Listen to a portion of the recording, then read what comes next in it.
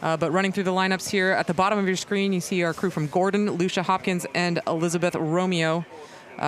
Lucia, of course, having doubled up in the single final that we saw just a little while ago, so hopefully she's feeling fresh as a daisy. Smile on her face there.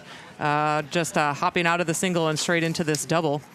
Lane 2 is going to be MIT, Devin Reed and Mia Lang. Lane 3, Boston University, Lindsay Albert and Catherine Grabowski. Lane 4, Isabel Bailey and Casey Shashady. Lane 5, Grace DiMartino, I have to read my own handwriting, and Natalie Northrup. And lane 6, Sophia Stingle and Grace Denuncio. So all these guys just sitting ready. Last couple minutes here before we fire away in this women's collegiate double grand final. This is got 2 minutes to go to their start, and if they're going to, a lot of times they'll go on early. The coach, the referee has to ask the crews if they're all ready to go a little bit early, but usually they won't start early unless they have approval from each of the programs in those stake boats. And as it looks like they're all sitting ready, so I would assume they're going to start any time. Once they're inside that 2 minutes, they can start any time as long as the referees feel that the alignment is appropriate.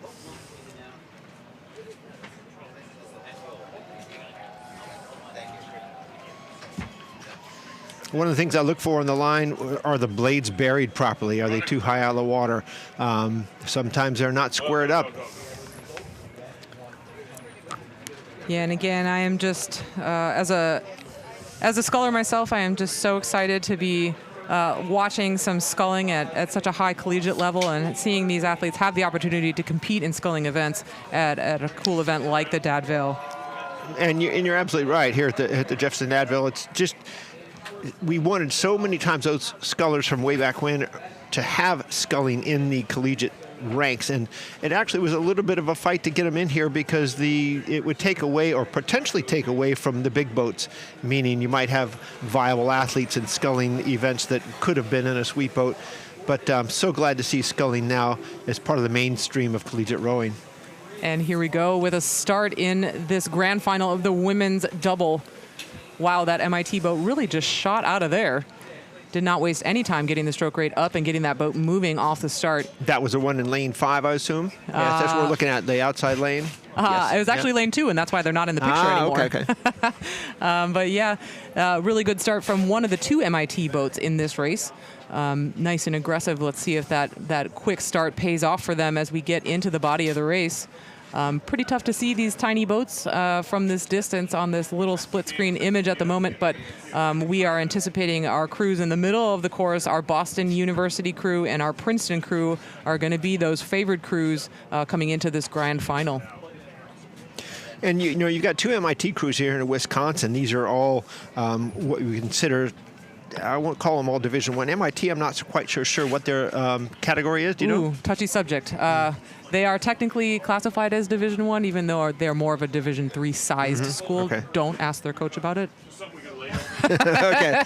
Well, MIT, FIT is kind of the same thing. Yeah, exactly.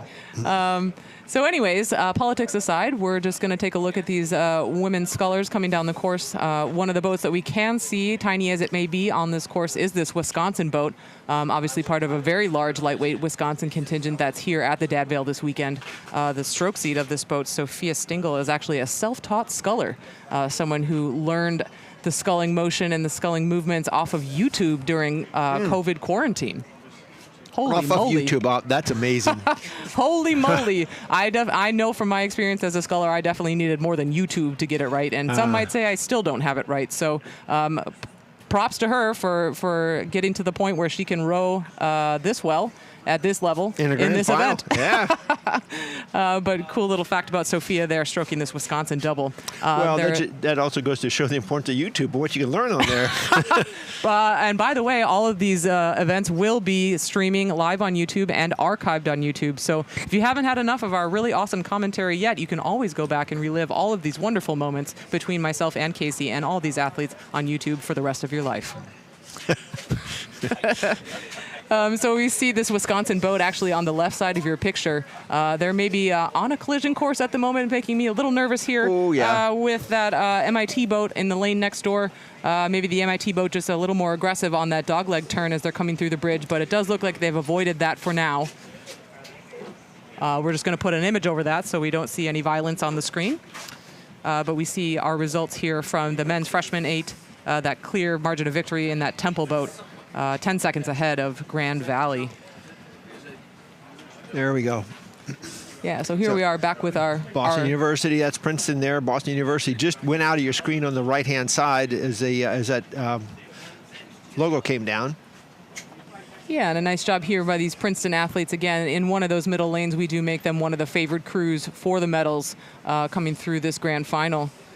And with the camera focused on them at this point, we are imagining that maybe the camera can see that they are the lead crew at this point in the race. And we'll be waiting for that BU crew to come into view. They should be seeing as the camera comes more straight across the course. You'll almost always see that bow of that lane 3 start to creep into the into the screen on the right-hand side. Yeah, really nice shot of these athletes. Isabel Bailey in the stroke seat and Casey Shashady in the bow seat. And rowing 33 strokes a minute. Getting a little more rain coming back down here again. All the way down the course. There you go.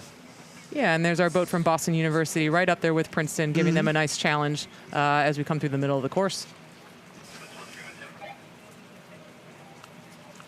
I was just catching Princeton at about 37 strokes a minute a little bit ago. We'll see if they maintain that through the body of the race. And if they are doing so, are they maintaining a lead as a result of that? But I think that BU crew is right on their heels, if not ahead of them. Yeah, it does look like a nice close race between these two boats, the Princeton University and the Boston University boats. Maybe establishing an open water lead now between themselves and the next two lanes are boats from MIT and MIT? Yep, MIT and MIT. All right. It looks like MIT in lane 2 might have that edge over MIT in lane 5, but clearly the BU and the Princeton boats are going head-to-head each other. Yeah, and it does look like our boats from Gordon in lane 1 and Wisconsin in lane 6 are off the back of the field, maybe out of the medals at the halfway stage here. And from here, with my little eyeballs, it does look like it is probably Princeton leading Boston University. Here's a shot from the back of the field. We're just looking at our Gordon boat there with the blue blades and the dark uniforms. Again, the stroke seat of this Gordon boat having already raced and medaled in the women's single just a few hours ago. Minutes ago? Not even hours ago at this point. Minutes ago. That's a real hot seat. I think you put your little eyeballs back down there again. You might want to change that to Boston University. It looks like they are right with Princeton, and if they're down very, very slightly. Okay. Yeah, but either way, good race for silver and gold here between these two crews. Princeton and Boston University leading the field in the women's collegiate double grand final. 34 strokes a minute by BU. And I'd say 34 strokes a minute is a pretty conservative and relaxed stroke rate in a double.